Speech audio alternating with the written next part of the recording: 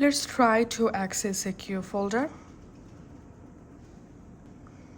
Let's type pattern or passcode, but I forgot my secure folder pattern passcode. Now tapping on forgot pattern, tapping on reset. And now we have to verify our Samsung account or Samsung ID email here. So this is my Samsung ID email, tapping on send email.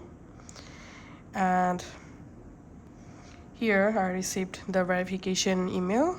I'm tapping on verify and verifying my Samsung ID email address. Once ID verified, I'm going back from here,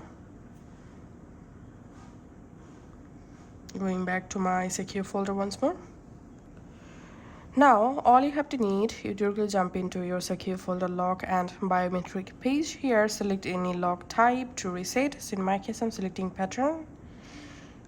Now all you have to need, go ahead and draw your secure folder unlock pattern, verify the lock pattern, tap on confirm, and that's it.